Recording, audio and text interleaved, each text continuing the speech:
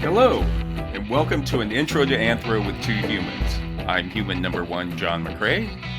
And I'm human number two, John Lehr. And this is the podcast where we reassess what it means to be human. And the title of this episode is Piltdown Meltdown, Anthropological Hoaxes, Fakes, and Folderols. And John, you've known me my entire life. You know that there's nothing I love more than Folderol. I just love it. That is true. It was your CB handle back when CBs were big. It wasn't a great handle. It was hard to understand over the static. I had to turn the squelch way up. Right. I spent most of my time on the CB explaining what Folderol is. Because truckers aren't into that so much. Very few. Anyway, I would say a large part of my life. I mean, a Folderol is sort of a trivial nonsense, I guess is what you would say. And I've spent a large part of my life investigating Folderol, and you might even say my life is a Folderol. I don't know. Maybe the dancer has become the dance. But anyway, I mean, if you're going to go there, I think now we're getting into nihilism, and I think we're all on board at the end. Right. Okay. Needless to say, Folderol has played a big part of my life, and just to give you a quick background of this episode's topic. A couple of years ago, my wife, Mary, subscribed to the New Yorker. And, like a lot of people, we put the magazines in the bathroom. So if you're taking a bath or doing other business. It's the other business, let's be honest. But yes. Exactly. And as you know, it's very hard to finish a New Yorker article in one sitting. I mean, they're very dense. Very dense, They sure are. Very well written. Except for the cartoons, which is the only thing I read in them. Right. And half of those I don't understand. Right. But we have a very large stack of New Yorkers in our bathroom right now. And my wife she's a completist. She starts watching a series. She wants to see every one of them. If she starts following an artist, she wants to listen to every album. And so she's slowly working her way through that stack of New Yorkers, reading everything. God, she's amazing. Yeah. You are so lucky to be married to that woman. Yeah, especially. Somebody who's into Folderol got lucky. But anyway, so a couple weeks ago, she came out of the bathroom, actually, and gave me an article that she had torn out of the New Yorker. And she said, "Is this a hoax?" Oh boy! And when I looked at it, it was an article from by Rebecca Mead back in May 2021. So that's how long it's. We're still working on 2021. She's really behind. Yeah, and I behind is the.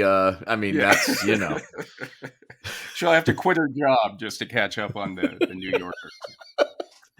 But it was an article about the CERN Obus giant. Okay. And the CERN Obus giant, for those who don't know, is a chalk figure in southern England. And that's where they dig trenches in the outline of a figure. They fill it in with crushed white chalk. And it makes this very distinct white line. Yes. And there's a lot of chalk drawings in southern England. Why? What is that? I think it's, there's a lot of chalk down there, for one thing. Okay, so you've got the resource. Right. And I equate it to, how when you're driving across America and you're outside a small town and up on a hill somewhere, invariably the local high school or community college has painted some rocks with their initials. Go Badgers! Yeah, right. They're just trying to identify themselves, give the location, the place. That's who we are. It's a shout to the universe. We are here. Right. Exactly. So-and-so community college. We are here. Just thousands of years ago. Right. So, and there's a lot of them in southern England. Like there's the Long Man of Wilmington. There's a lot of horses. There's the Uffington White Horse. There's the Osmington White Horse. Oh boy. And then there's the Cernobis Giant. Mm-hmm. And the Cernobis Giant is a little bit unique for all of these drawings. And I'll tell you why. First of all, I'm not sure if you've ever seen him. If you have, it's Cern, Cerne, and then Abbas, Abbas. There used to be an abbey in this town back in like 1000 AD. And as always, we'll have links to to things in our because in our description. Really, right. I'll try to describe it. I'll try to paint the picture with words. Please. So he's 180 feet tall.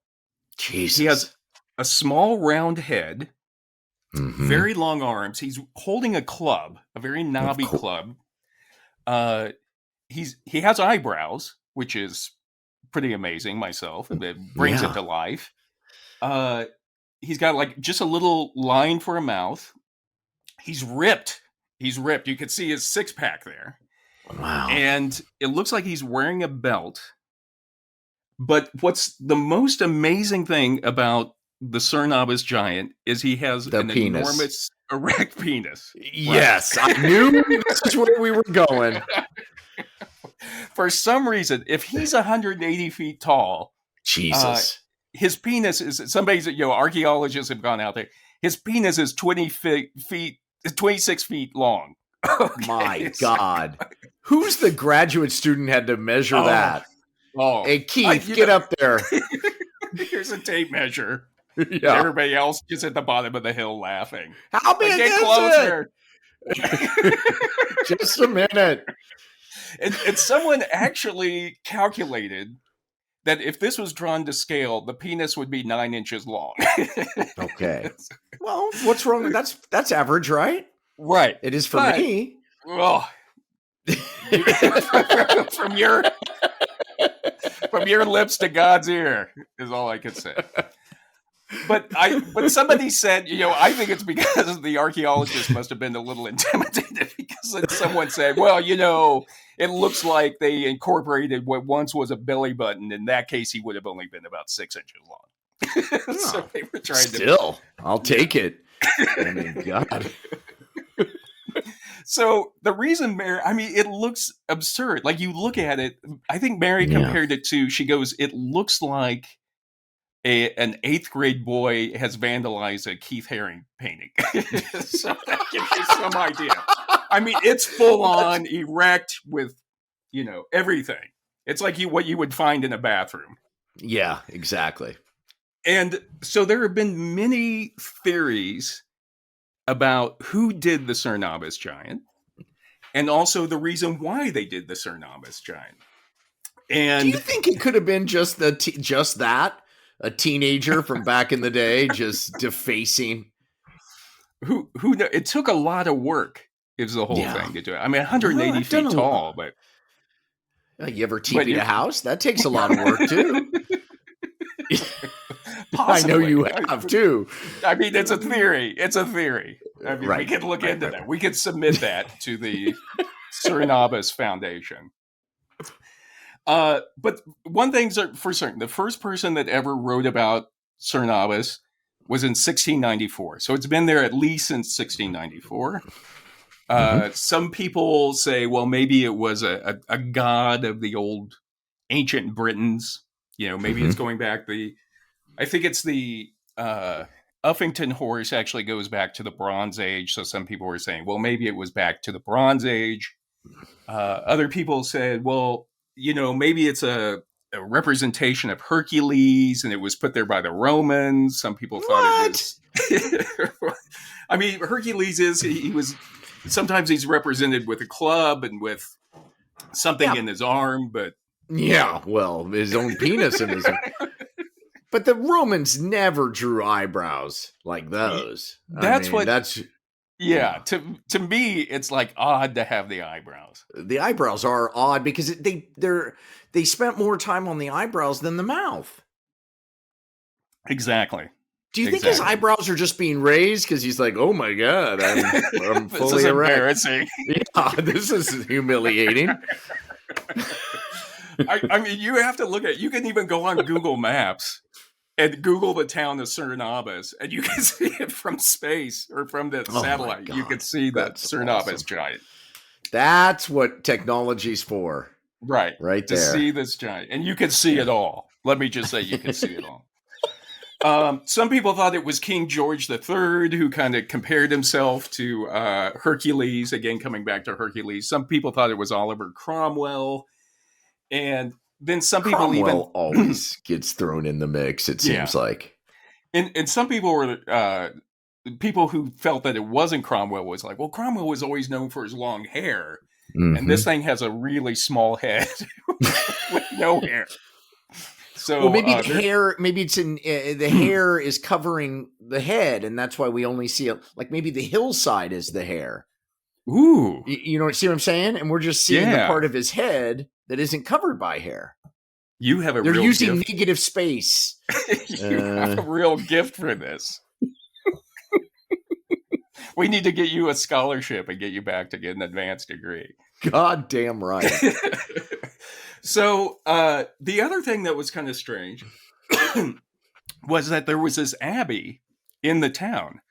And so some people have said no one at the abbey has ever written about the Cernobis giant, even though you would be looking out your window and seeing this figure with this enormous, like the monks would be looking out at this figure with an enormous penis.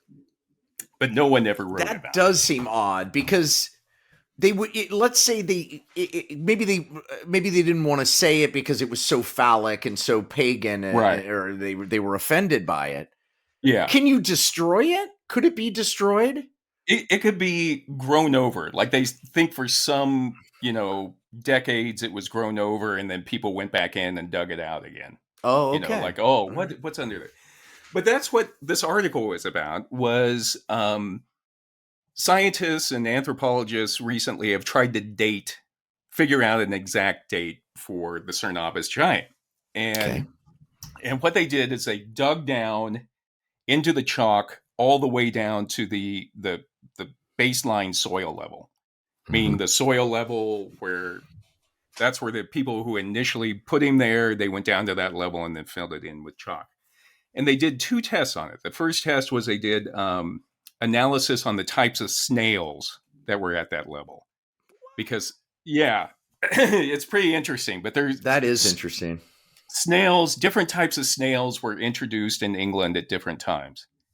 And so you can look at what types of snails are at certain levels to say, like, okay, when they came down here, this snail's there, so it had to be after this period when that type of snail was. That's amazing. Yeah, it's pretty cool. That's amazing. It's pretty cool. And the other thing they did was called optically stimulated luminescence, OSL. You're telling me. You got to do OSL. That was my junior year of high school. So what OSL does is it can measure the amount of radiation that a soil sample has when it was removed from daylight, when it was covered up.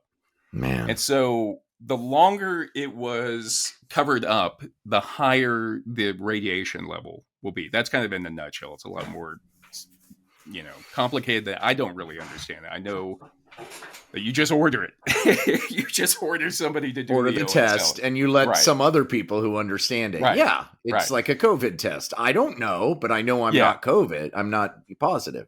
Right.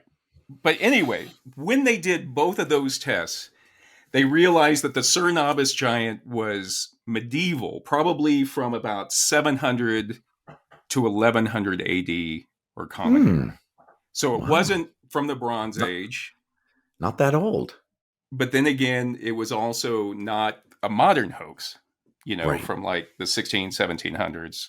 It was, so they have, to me, what's interesting is that our technology is getting good enough that we can actually get some confirmation on these mysteries that have eluded us for hundreds of years. Yeah, it's amazing. It really is. And when I was done, I kind of read it and explained it to Mary. she basically Did you mansplain it? I didn't think I was. Were your legs crossed or open? I was standing with my arms akimbo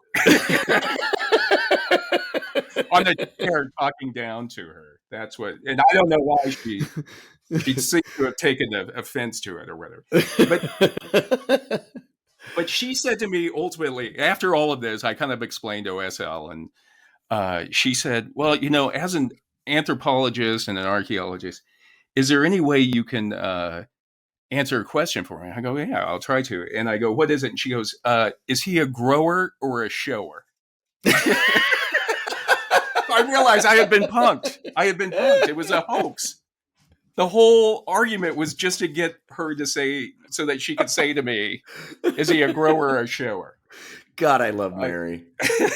But this got me thinking about hoaxes and anthropological hoaxes and mysteries. And like I said, I kind of include mysteries in there because there are a lot of artifacts and a lot of items, as they're hundreds of years old. Yes. People don't know if they were hoaxes, and we didn't have the technology. But now we're starting to get the technology where we can look at things and kind of put, just get some verification on it, at least for knowledge to know. Yeah. And there's a lot of things that have been hoaxes, a lot of mysteries. There was the Cardiff Giant in 1860 in New York. Some guys were digging a well on a farm, and they found a 10-foot tall, stone carved man. And so people were like, oh, this was a race of ancient people that lived here in New York, or, maybe this is even a fossilized version of it. Within a year, that was a hoax. Right. They realized somebody had just carved him and planted him in there and was charging 50 cents for people to come and see him. And later, a theater company in Chicago took the name Cardiff Giant, which I thought was a great name. And they were great. They did some great stuff. Yeah. Cardiff Giant. It was fantastic. But that was very historical. That was a good name. I always appreciated that name. Very obscure, like a bunch of crazy theater people. Right. Then there's the Kensington Ruin Stone, RUNE, which was found in Minnesota in the 1890s. And the Kensington Ruin Stone, again, a farmer, it's always a farmer looking around, on his property found this stone tablet or stone post, and it had like Viking ruins, like Norse ruins on it. And it told the story about a group of Norwegians and Swedes in I think it was 60 or 1390s, had made their way in there, and they were attacked by, the local indigenous population. But it kind of, it kind of let Swedes know that they were already there. Norwegians know that they were already in before Columbus came. And that one's kind of, it's harder to test it, but just based on the ruins themselves, scholars have said, look, that's not the way they wrote back in 1390. And I mean, as far as like the vocabulary and everything. So again, that one is considered a hoax. Interesting. I wonder who did that. God, to go to that effort. I mean, it's a lot of work. A lot of work. Yeah. We have a lot of time. We have too much time on our hands, humans, Yeah, we just do. Just anybody who plays video games knows that. Yeah. Yeah. You could be carving a hoax for centuries from now. What the fuck? I mean, it's just so weird. Just go out to your garage and start chiseling away on a brick or something. Bury that thing. There's Drake's Plate. Have you ever heard of Drake's Plate? No, I have not. Francis Drake, the explorer, was supposed to have stopped in his journals. He talks about his crew had to stop somewhere on the western coast of North America and repair the ship for like 4 months or something. And before he left, he made a brass plate saying that he claimed it for England and nailed it to a post. In other words, the story was that was the English actually controlled California, is what they were saying. And in the 30s, a guy changing a tire found Drake's Plate. And sure enough, it's all written out like, I, Francis Drake, or, like claim this for, and it somehow worked back to a professor at, I think it was Cal State or someplace, or maybe, I don't want to, give cast aspersions on Cal State, but it may not have been Cal State, but it was like a university in California. He was a history professor. His whole life, he had wanted to find Drake's plate. And of course, here it is. He gets excited. He says, this is authentic. And then later on, they start looking at the actual brass, and they're like, well, this was mechanically rolled. And then they start looking at the alloys in the brass, and they're like, hey, they didn't make brass like that back in the 1500s. Was it the professor who was he ever? Because I would look at him as the one who did it. They think it was a joke played on him by an organization called Eclampus Vita, which is like you'll have to look it up. I mean, it sounds fascinating, but it's kind of a history. It's a secret society. They call it a secret society, but it's really put together. It was put together by miners back in the 1800s to kind of make fun of the Masons, make fun of the Elks, but Eclampus Vita, they always come up with some sort of alternate history as a joke. And so they think maybe, and he was a clamper. They call him clampers. I'd like to be I'd like to be a clamper. That sounds like my kind of club.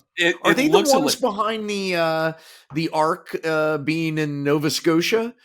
I don't think so. I mean, you could look them up. They're hilarious. All right. Like all of their rituals and their regalia. It's fascinating. And it's all a joke. I mean, I don't want to speak for their organization, but just look it up and read about it. But apparently he was a clamper, and they think Eclampus Vita were playing a joke on him, and he took it seriously. And then they couldn't, nobody was willing to tell him, like, hey, we were just joking. We just made that in, Bob's garage. And then the other one is Shroud of Turin, which, again, Shroud of Turin is very contentious, like both sides. And no matter what tests are done on it to date it, I mean, obviously, there's a record of it from the 1300s. And even in the 1300s, the local bishop in France, where it first arrived, was saying this is a fraud, this is a hoax. But yet people, there's always a response to that. So I don't want to get into it because that's like a whole other thing, still very contentious. That's like people who have, spilled their coffee and there's a Jesus coffee stain. And, you're not going to tell me that that's not, Right. There's actually a term for that. It's like pareidolia, which is like where you see like something in the, in a shape in a cheese sandwich or something like that. I did a show called 10 Items or Less, and our first episode was a water stain in the grocery store. Was that your first episode? I think it was. Really? Wow. You guys dove right in. We dove right in. Let's get into the crazy stuff. And they signed off on that. Can you believe that? They wouldn't let me say nipple, but they signed off on a Jesus stain. Right. Wow. But then this is all to bring us to today's topic. And that is probably the most famous hoax in anthropology that we know. And the thing is, the really good hoaxes, we don't know that they're hoaxes yet. So this is up to this point, this is a famous hoax in anthropology, and that's the Piltdown skull. Okay, and here we go. That's what we're talking about. We're going to sit back, fill up your drink, and let me take you back. No, but first, I think we need to discuss a little bit about hoaxes and why some of the reasons why people believe hoaxes, what makes a good hoax. If you're planning on hoaxing, you'll find this interesting. In 2015, Peter Hancock, who's a research psychologist, I think at the University of Central Florida. I should stop naming universities because people will be like, hey, that's not where I work. Oh, screw them. Yeah. Just go online and Google it. Yeah. I'm pulling this out of my... Yeah. We're doing the best we can. Right. But he wrote a book called Hoax Springs Eternal, The Psychology of Cognitive Deception. And hoax is kind of a word that gets thrown around a lot these days. It seems like it around very much. I gotta tell you, I don't say the word hoax very often. Like if you're at Starbucks, you're not like coffee's a hoax. This coffee tastes like a hoax. People are like, what?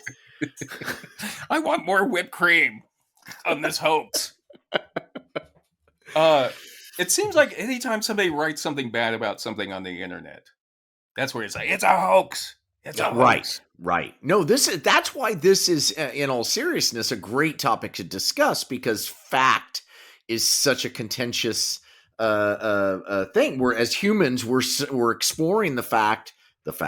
We're exploring the notion that, what is truth, and it turns out not a lot. Nothing is really totally true. Right. Or there's a lot of layers of our own perception that is layered, put onto that truth. Yeah.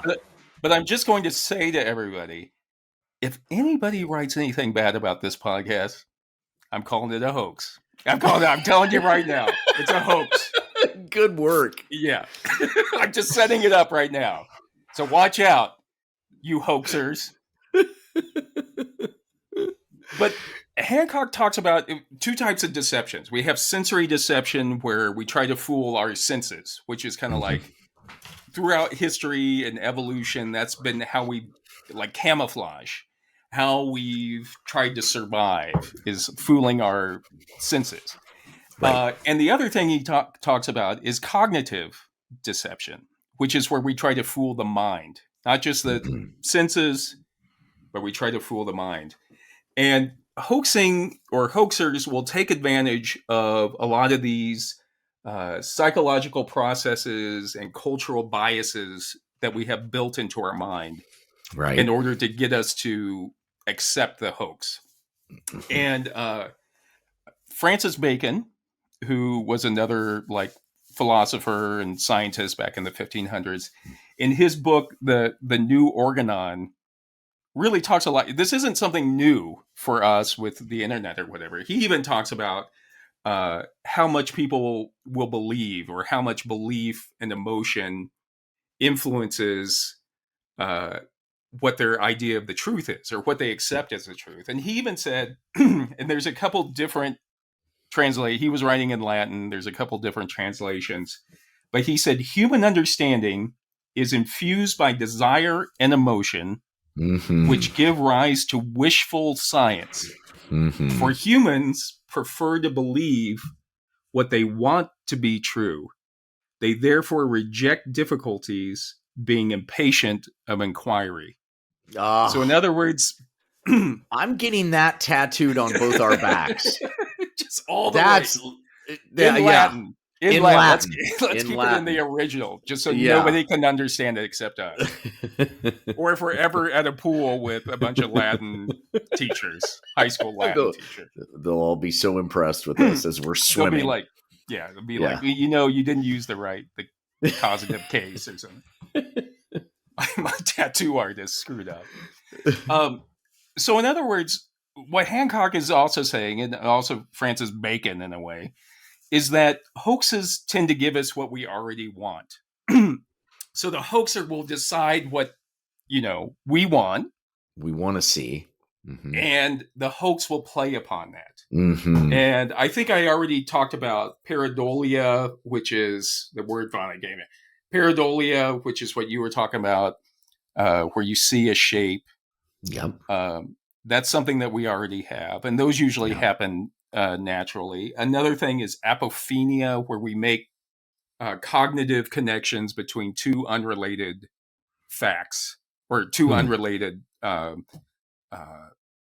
elements. So, for example, you'll be like, oh, well, I took my umbrella to work today, so of course it's going to rain. And there's really no connection. No connection at all. If I get up and go to the bathroom during the Chiefs game, they're going to win the Super Bowl. Right. Exactly. And we all do it, I think, but it's like I did it yesterday. So did I, and they won the game. They won. I'm doing it every time now. So the other thing, I mean, going on with what Hancock talks about is over hundreds of thousands of years, millions of years, our brains have learned how to quickly process information. And so we can see, as you know, we're bringing in information all the time. We know we're sorting it. Like, is this useful? Is this not useful? Do I need this right now? Do I not need this right now? And if you kind of think about your day or driving to the store, chances are you don't remember everything you saw when you went to the store because your brain was saying, I only need to know this car coming at me or whatever. I don't need to know everything I'm looking at. Mm-hmm. Right. And so what we do is, as we sort it, we put into our brains the things that we think are important so that we can go in there later and pull that out. For later. Right. Exactly. And if not, it's like we save it off to our hard drive, something that's important we may need. If we don't need it, I don't need to remember what cars were in the McDonald's parking lot when I drove by. I just clear that cache. I don't even need Some that people anymore. don't.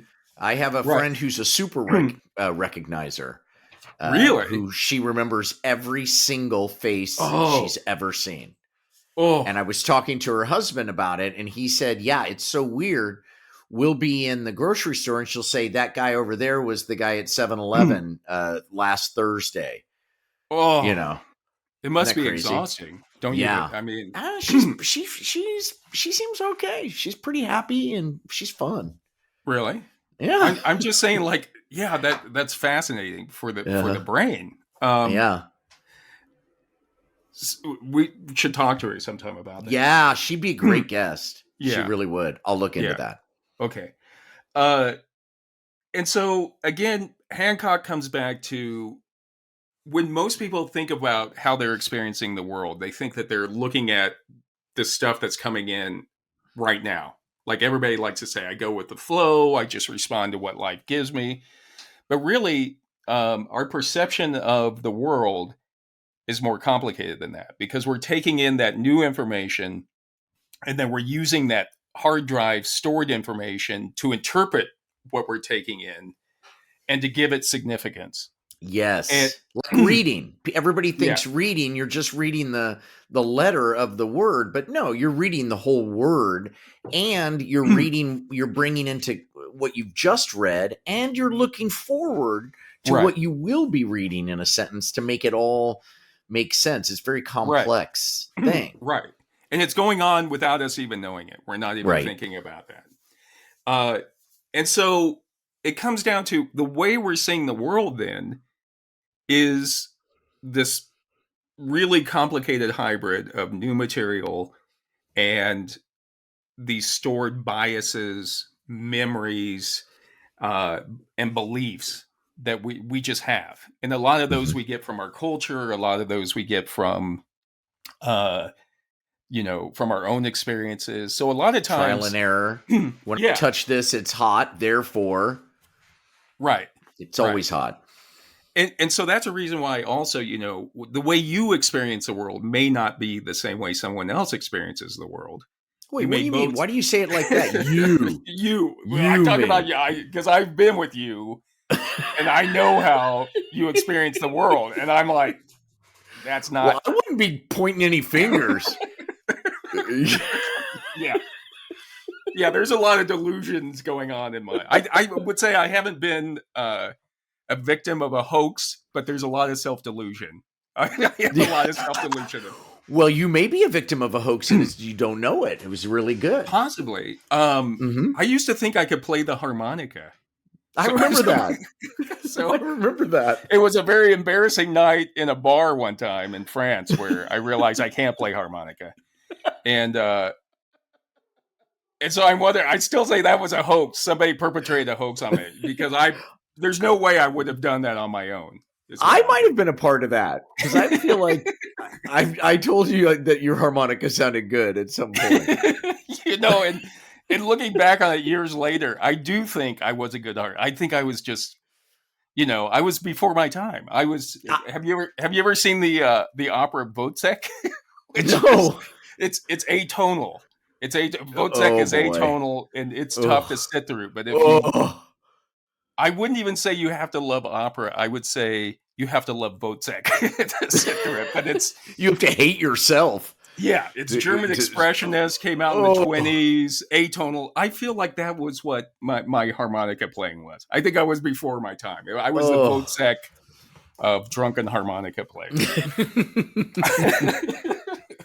But so the successful hoax will take advantage of these, will exploit these stored memories and biases we have. Mm-hmm. And just to go over some quick biases, we have confirmation bias as humans, where we tend to seek out information that confirms what we already believe. Yes, which is that's where our country is right now. Yeah, that's where a lot of people are. I mean, I know Fox and MSNBC are making so much money. It was there before that, but I will say that it's like we have a tendency psychologically that we already have an idea of what we think the world should be. Yeah. And then when we encounter evidence that supports that, we accept that immediately. Mm-hmm. And evidence that doesn't support that, we throw it out. Right. Or we don't. Right. And no matter how much information somebody can give us that it's one way, if it doesn't line up with what we think the world is already, we throw it out. Yeah. The other thing is wishful thinking, in that we want the hoax to be true. The hoax will give us something that we want, like the professor I was telling you about. Yes. Or just the idea of mystery, of stuff that is unexplained. It's fun. I mean, there are movies about this, the Bigfoot, the idea that Bigfoot could be running around in Seattle somewhere is just delightful. Yeah. And to me. And I would say, as an anthropologist, I would love there to be a bipedal primate that we haven't discovered. I would love it to be a, Homo erectus colony that's still up there. But the thing is, it's like, you need evidence. And you got to be careful that when people are when you're finding the evidence that exactly lines up with what you want, you need to question it even more. Not saying it's not true, but I'm just saying you need to question it even more. That's hard. That's hard to do. Yeah. I mean, it's kind of like what Francis Bacon was saying, was like, we don't want to spend the time to do that. Right. To go in and question it. And another bias we have is the longer we spend trying to prove something, we become emotionally attached to it. Yes. Yes. And it's harder for us to let go of evidence, or let go of what we wanted so much. We spent the last 6 years working on our thesis, and then Grover S. Krantz. Yeah. An anthropologist who believed that Bigfoot existed and just ended up driving around in a truck trying to shoot one. Yeah. Which to prove it. I was going to bring him up. I'm going to save him for another. Yeah. I love Grover Krantz. And he was a very respected physical anthropologist. And again, he said, I will say quickly, remember, it was Cripplefoot that he said was so sophisticated that it couldn't possibly be hoaxed. Yeah, that was a footprint, a famous Bigfoot footprint. Right. And he thought that proved it. Right. When in fact, no. It's, I mean, you see, like with the Francis Drake, with all these other things, there are academics, PhDs that are out there as a practical joke trying to hoax people. You know what I mean? Yeah. I mean, that's, you're up against a lot. Right. You don't know. You don't know. You don't know. Open mind, but you need evidence. Objective evidence. I mean, we both take it for granted that we're good friends and that we care about each other. But we don't know. Right. Down inside your heart of hearts, what do I know? Right. How you really feel about me. Revenge. I could want some deep revenge and go plant a, I don't know.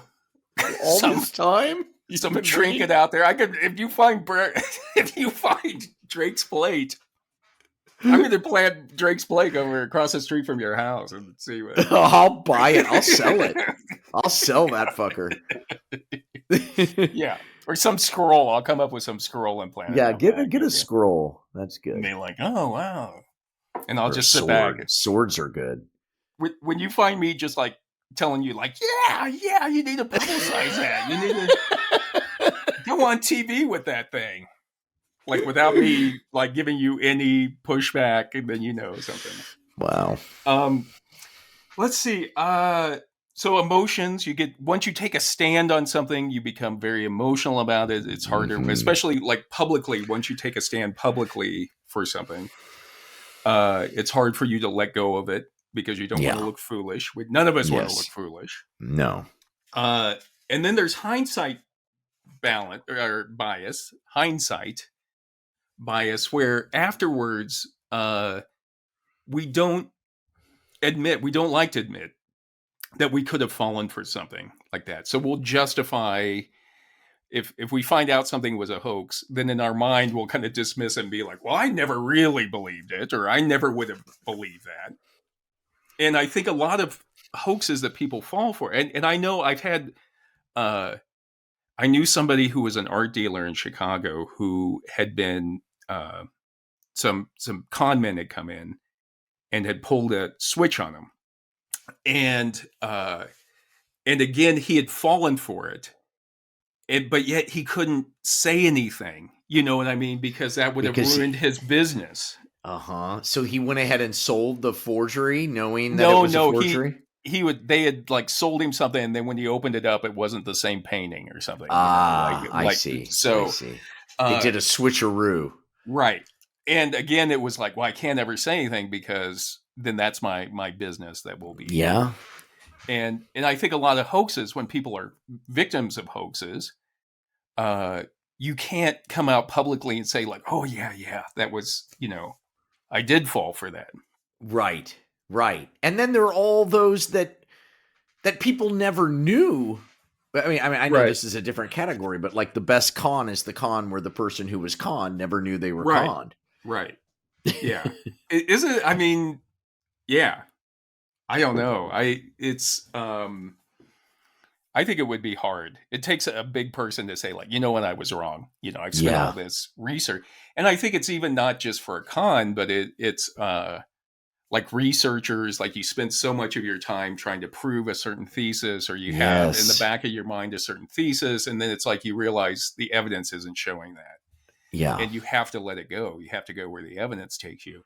But I think it's very hard for people to say like, I just spent 6 years and $200,000 in my thesis. You can't do that. You can't run a car on carrots or something. Whatever it is. And the other thing that Hancock says is that you don't want your hoax. I mean, he's not giving it's not a how-to book on how to hoax, but he says the hoaxer doesn't want the hoax to be too perfect. Like you want gaps in the information so that people get involved. Because once you get them actively doing their own research on it or actively filling in the blanks, then that plays on all of those biases that we just discussed. Yes. Well, QAnon, a big part of that. People fill in the blanks. He said this, which really means this, that means that. Oh, this connects to that. And yeah. So in other words, you want debate. You want people criticizing. You want people saying that's BS. That's not true. Because then the other person be like, well, why are you saying that? Because here's and then the lack of evidence becomes a thing. Well, they're trying to cover it up because of lack of evidence. Yes. And so Hancock makes a really good point in that you want people arguing about it. You want people emotionally involved in it because he says, quote, it is apathy and neglect, not criticism, that kills a viable hoax. That is absolutely true. And that's what Facebook has done. Yeah. Is given all of this fuel for people to stick their 2 cents in, which fuels it, makes it bigger, makes it, whether you're for or against it. Right. It just the arguing alone grows it. Right. And the more you go out on a limb, the more you publish about whatever your point of view is, the harder it becomes for you to accept new information coming in, because that's just not the way psychologically we respond. Because we're little simple primates who somehow invented all this crap, but it's bigger than we are. And soon, we'll create the robots who will kill us all, like every science fiction book, as we've said. Right. So we're not long. It's not. It's coming. That is going to happen. That is going to happen. I'm telling you. That's what the government doesn't want you to know. Oh, there's many studies that show it will. And this turns into some just completely out of control robot conspiracy theory. So let's move on to the Piltdown theory. So now we have a little bit of a background of what hoaxes are, and we can use that to kind of see how it applies to the Piltdown skull. Agreed. So in the late 1800s, this was only about 50 years after, I think Darwin published in like 1860 or something. So they were still trying to figure out like Darwin's theory of evolution, how that fit with human evolution, how that fit with the biblical history that was only, the world 6,000 years old or something like that. People were still trying to decide, well, did the large brain come first and then bipedalism, walking on two legs, or did we start walking on two legs first? And then we came up with the large brain developed later. And then there were people that were saying, well, this must be a linear evolution, which is just very gradual. We went from apes and then slowly evolved into modern humans, in which case we should have some skulls in there of this intermediate place where you'd have like some ape and some human characteristics in the skull. And then people were starting to find like, they found the Neanderthal skull in Germany. They then found near Heidelberg, they found like another, which looks like it's now called the Homo heidelbergensis, which was like a ancestor of both humans and Neanderthals. Oh, man. Yeah. So people were just confused because they don't know. Like this theory of evolution is so messy. It's not clean. It's not explainable. It's not simple at all. Right. It's messy. Right. And where do these types of skulls fit in? You know what I mean? Are they are this modern human, not modern human? Who are they? But really what happened in England was scientists were a little upset. For one thing, again, going back to, they thought, well, we should be able to find a skull that has some human characteristics, some ape characteristics. And then secondly, what they were really upset about was none of these ancient skulls had been found in England. They'd all been found in like Belgium. They've been found why in isn't Germany. there anything here in England? Right. And kind of implicitly or explicitly, the idea was, hey, we're the most powerful country in the world at the time. Yeah, but you're a little dinkball island with bad weather. Well, I'm not, their idea was obviously we're the apex of culture. Right. And therefore, human evolution should have come through England at some point. It kills them that it started in Africa or China. Right. And when those were coming in, because there was a skull that was found in Java, and they were like, this can't be, we don't know what that is, but obviously it has nothing to do with the modern human, which had to come through Western Europe, specifically through England. And then, some people were even like, look, Charles Darwin, who even came up with this, was English. We obviously, this thing has to come through us. And so that's kind of the environment in the 1800s, late 1800s, early 1900s. People are still trying to figure out what human evolution actually was and how do you make sense with these other skulls. So then enter a guy named Charles Dawson in the early 1900s. Here we go. Now we're getting down to the Piltdown Meltdown. So Charles Dawson was a solicitor. He was a lawyer. He lived in Lewes in Sussex in southern England. Yeah. He worked in Uckfield. Anybody who works up in Uckfield. Right. Everybody knows those people from Uckfield. But he was an amateur geologist and paleontologist. And he had actually found some skulls, some dinosaur skulls, or not skulls, but some fossils and different. Well, this is during that time when you literally, people were doing a lot of that. Yeah. That was kind of like the golden age of archaeology, where, Yeah, the gentleman goes out. Like my job, I'm a solicitor, but I also on the weekends I go out and I look for fossils. Mm-hmm. And so a lot of this, right, exactly. That's what it is. Mm-hmm. So a lot of amateur, meaning that they weren't working at a university, but yet they were still finding a lot of stuff. And part of his duties was he was the steward of a place called Barkham Manor in the village of Piltdown, which is outside of Uckfield.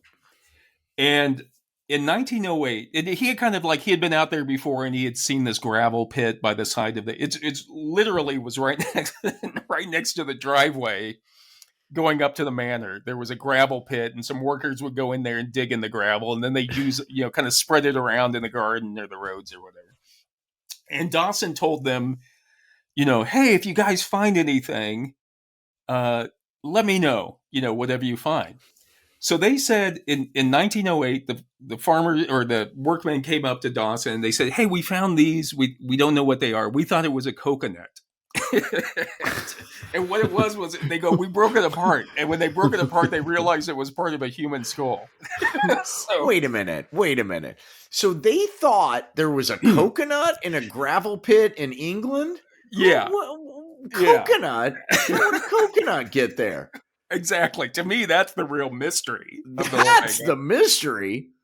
But they said, they're digging in the gravel and they found this round object.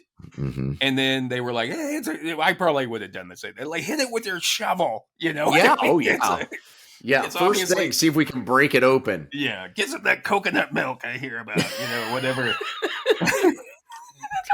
Speaking of, just a sidebar, I had a friend who brought a coconut back from somewhere and kept it in his room. And during a party, I think you might have been at this party. During a party, the coconut fell off a shelf and broke open and was full of maggots. Were you there at that party? I think I seem to remember that. And it was just horrid. You never know you got to shake those things. It's just nothing will clear a party out faster than a bunch of maggots. Where did he bring it? Did he bring it back from someplace? Somewhere. Oh, God, that would be awful. Ooh, it was awful. We were like, is that rice? Nope. That's not rice. Anyway, sorry to derail you. Pina coladas, everybody. All right, so they show it to Dawson, and Dawson says, this is a human skull. This is part of a human skull. It's not a complete human skull, but it's part of a human skull. So then, like 4 years later, Dawson writes to his friend, who's some guy he had given fossils to before, a man by the name of Arthur Smith Woodward, keeper of geology at the British Museum. And again, Woodward, very respected man. He was a geologist, though. And Dawson told him, hey, I found down at Piltdown, I found these parts of a skull. And I also found some eoliths. With eolith is, there was a big movement in the late 1800s where people thought they were finding stone tools. And it just kind of looks like a tool was made. But yet you don't have certain things. Like if you make a stone tool out of flint, there's certain characteristics you can look at on the stone tool to tell that was made by a human or that was made by just rubbing against another rock or something. Yeah, but there was a whole thing. If a rock falls off a mountain and chips, that doesn't mean it's a stone tool. Right, exactly. But the thing is, there were people that were really into eoliths, and they would find eoliths everywhere. And it's kind of like the person who every time they go out and you're out for a hike or something, like, look, it's a arrowhead, and you're like, well, you have to say, like, is there a bulb of percussion? Do you have pressure flaking on it? oh, it's an arrowhead. Look at the shape of it. It's kind of the same thing. So there was a real people who were into eoliths.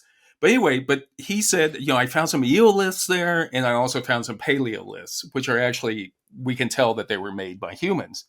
So this got Woodward kind of excited about it. So in June 1912, Dawson, Woodward, and also Pierre Teilhard de Chardin, who was a Jesuit student. And Pierre Teilhard went on to become he's like a mystical writer. Like people are like really follow him. Pierre Interesting. Teilhard. And Teilhard, I don't want to get off track on it, but it's he was a Jesuit priest and a geologist, but he felt like we were in a theistic evolution. So he believed in evolution, that we were going from matter evolving through humans into complete spirit. So it's another thing. Yeah, yes. It's pretty cool. It's pretty cool. I love that. And I put some books from Pierre Teilhard on the list, but it's very fascinating to read from a Catholic Jesuit priest who's very mystical of like where we're going. So he was into evolution. He believed that there were all kinds of different, groups or like different lineages of possible hominids, but they went extinct, and the humans, we were going through our brains and then we're going up into pure spirit. Yep. But anyway, when they went out there in June, they found some more bits and pieces of skull, and they also found, I think Teilhard found like an elephant molar, prehistoric elephant molar out there. Taylor's like, look what yeah, Teilhard. Who brought him? It literally right off the road, and you see photos of it, and it's basically Dawson, Woodward, Teilhard, this old guy, I can't remember, Venus was his first name, but he was like the workman out there that they got to shovel. They would make Venus do all the shoveling. Yeah. And then over here, Venus. And then there was a goose named Chipper, who they said the goose would follow them around when they were working in the pit. So every photo has Chipper the goose. Jesus Christ. Oh, God. So, Venus, did Chipper eat my sandwich?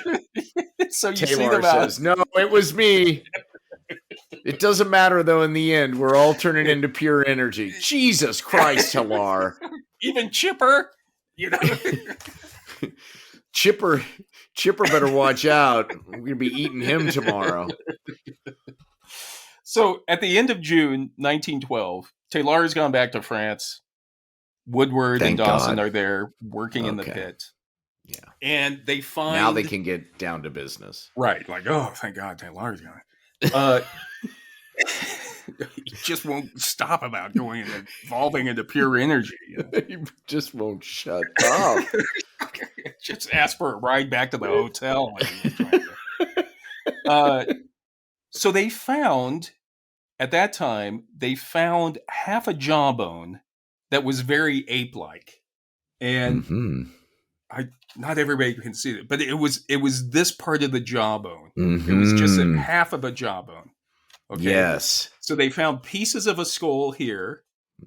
Okay. He's pointing to the head, for those of you just listening, the top of the head. Right. They found pieces of skull. And then they found the right side of a mandible that was ape-like. And what was interesting, it was missing the condyle, which is the condyle had been broken off somehow. What's the condyle? The condyle is this part of the jaw that is where the tendons attach the mandible to the cranium. I see. To the maxilla. Okay. So, and that's kind of how you can tell how something would fit together. So conveniently, that's part's missing. Broken off. Interesting. But everybody was like, oh, well, it was probably just broken off naturally. Darn. If only we had that, but we don't. But we can still infer. Exactly. And that's where they were like, well, that jawbone, that ape jawbone was in the same layer that those fragments of the cranium were. So they must be associated, because the odds of those just ending up next to each other is so astronomical. That jawbone must go with that cranium. And that's what started everything. And so I wonder what Venus was thinking while they were putting all that together. I thought it was a coconut the whole time. What do I know? I just want to go to the pub, Chipper and me need a drink. Yeah. So, but that's where it provided them with exactly what the missing link was supposed to be. It was supposed to be a human type skull, modern human type skull, with an ape-like jaw. Wow. And it was just perfectly fit together. And so in December 1912, Dawson and Woodward present their findings to the London Geological Society. They call the find Eoanthropus dawsoni, which means Dawson's Dawn Man. Dawsoni. Yeah. And so, but the press was like, this was it. It's like, obviously, this is a major find. This is the main line of human evolution, did run through England. So the press went crazy and was calling it the first Englishman. We finally found it. And there were certain people at the time were like, wait a second, what? You just found you found an ape skull. That's obviously an ape skull next to fragments of a human bone. And of course, they had an answer to everything. It's like, well, then you're saying that there were like apes here in England at the same time as prehistoric humans, and we all know that apes disappeared millions of years ago in England, like 1 million years ago. And so, I mean, they just had an answer for it. Yeah. And everybody was arguing about what the skull meant in terms of the science, but nobody was ever questioning the authenticity of the skulls. Even the people that were saying that was a fossilized ape skull never said that skull may not be genuine. They all thought it was genuine fossils, but they never questioned whether, they were just saying that doesn't go together, but nobody ever questioned whether or not those were genuine fossils. And so then Woodward takes those like 9 fragments of skull and that half a jawbone, and he kind of imagines and makes a reconstruction of it. And the reconstruction kind of fits what he felt. The missing link. Of course, it's art at this point. It's an artist, a conceptual art piece based on his observations. Right. He releases it. It's exactly what he felt the missing link would be. It was a very small brain case with a very large protruding ape-like jaw. And but then not after a 9-inch jaw like a penis, like a yeah. Right. Now that's something to find. That's something. That's a find in a gravel pit outside of Uckfield. I'm trying to think if there's a gravel pit near my house I should be digging through. Go out there, just start digging around. You never know. Go over to Griffith Park and start just digging a hole. See what you can find. Another guy named Arthur Keith, who he was another anthropologist. They then released, they made casts of the skulls, and they let people like kind of look at them themselves. But again, with these casts, then people were assembling their own type of what the skull would look like. So Arthur Keith, he felt like the big brain came first, so he put together the cast, and of course his version has a big brain and the jaw's a little bit tighter in. It's not so ape-like. And what's interesting in hindsight, looking back on it, is whenever somebody questioned something about Woodward's reconstruction, within the next summer, they would find an artifact or a piece of bone that would answer that to support Woodward's. So like people like Darwin had said, like the human lineage would have like a large canine teeth, most likely, kind of like an ape. At some point, we would have had large canine teeth. And so the next summer, of course, Pierre Taylor is back from France. Boy. And in August 1913, Taylor finds a canine tooth. Oh. in the pit, and it fits exactly into the jaw, just like Woodward had said. Wow. And then the other thing was people were saying, well, maybe this was just one individual with some cranial deformity of some sort. Right. And maybe it wasn't like a whole species. Well, what happens? 1913, Dawson says he's found other skull fragments away from Piltdown in a place called Barkham Mills. And then in 1915, he says, I found some other up in Sheffield Park. But he never tells people exactly where he was looking up there. So he's just saying, hey, I found these fragments of skull. But again, people were like, oh, okay, well, that means that it wasn't a single individual. He's actually finding pieces that are similar to what we found at Piltdown. Again, nobody's questioning the authenticity of it. So in August 1916, Dawson dies.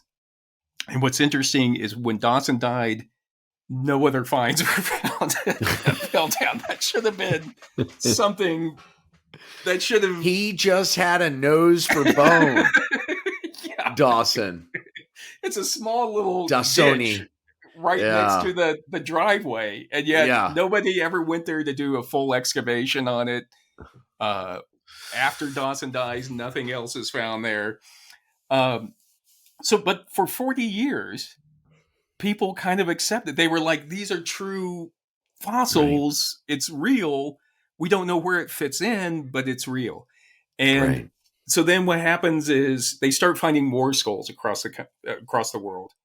And they realize these skulls are showing, we did have a small brain case. Like in Africa, they found skulls. Raymond Dart in 1923, I think it was, found an Australopithecus.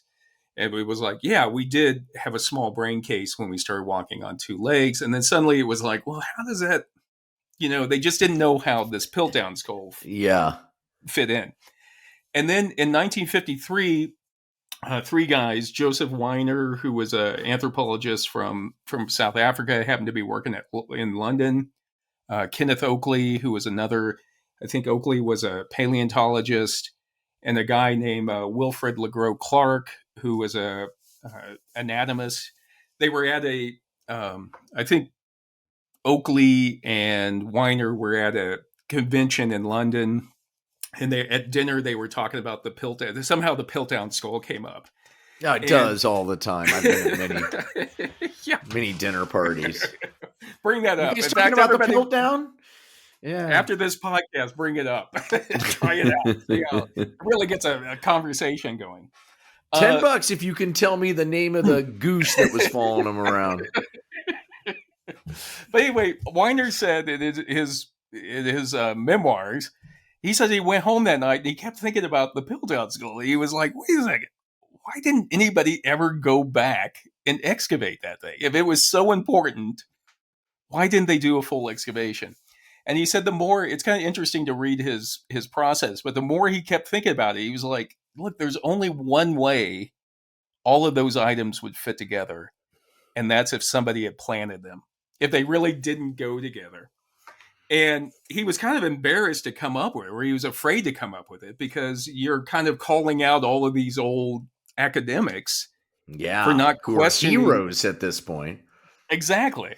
You're questioning like why they believed it or what, he just said, it's very interesting.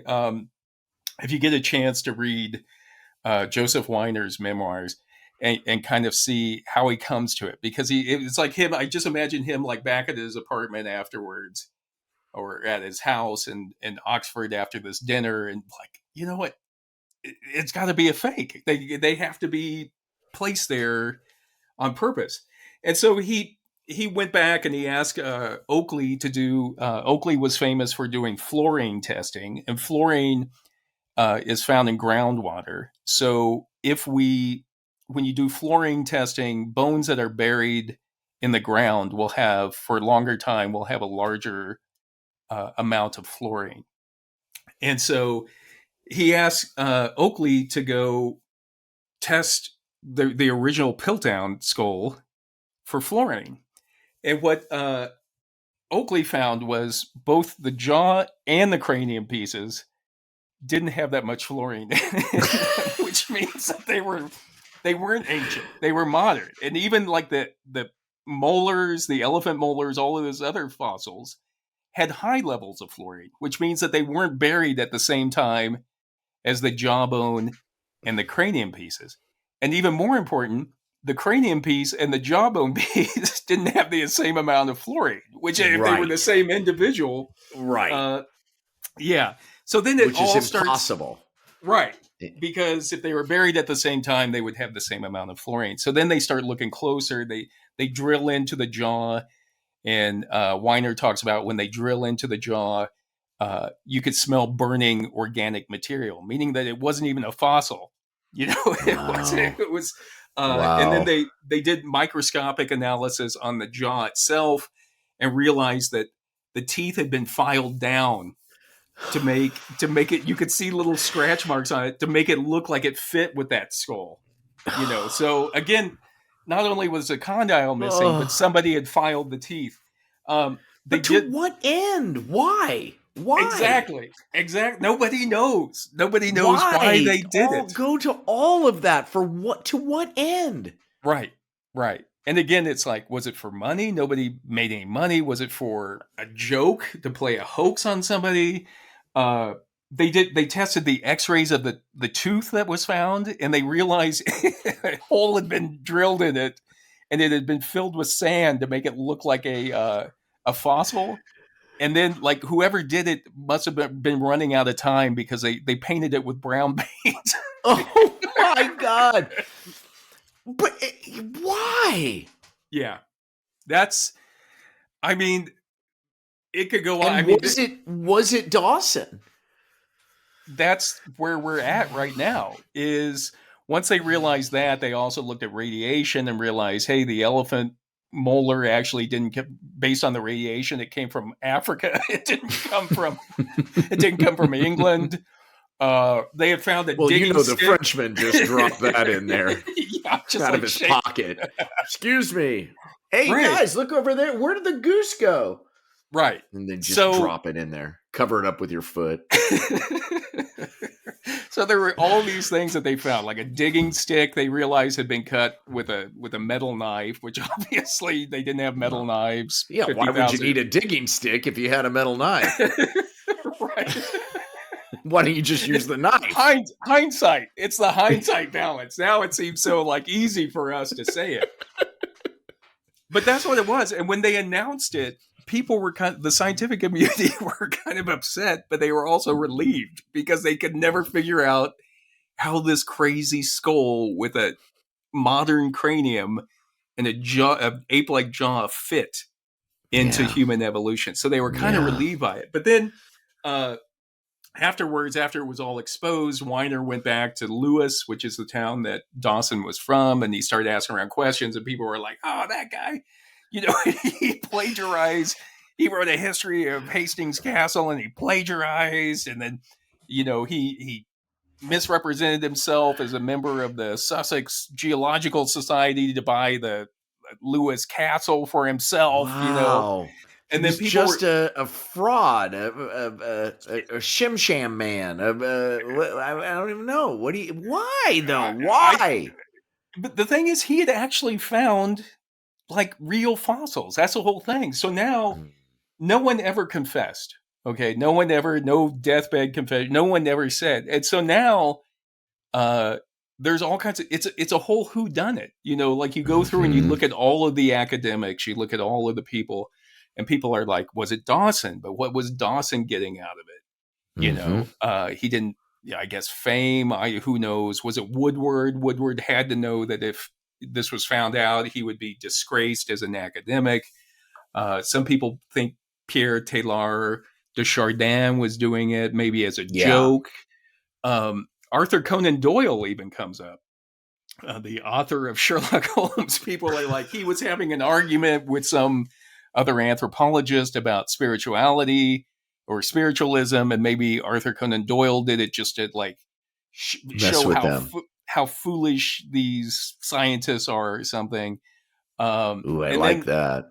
Yeah, and then another guy who has a pretty convincing argument is he was Ian Langham, who died in 1980 at a young age, but he was also an anthropologist from Australia, but he had gone through Arthur Keith, that guy who had come up with the second reconstruction, had gone through all of his journals, and he was saying there's just discrepancies in what Keith is saying, when he met Dawson, when he didn't meet Dawson, when he first heard about the Piltdown, so Langham, his argument was he thought Keith had done it. But again, it's like, well, why? Nobody knows why they would do it. Was it a joke that got out of hand? Like, I'm just going to play this joke on Dawson?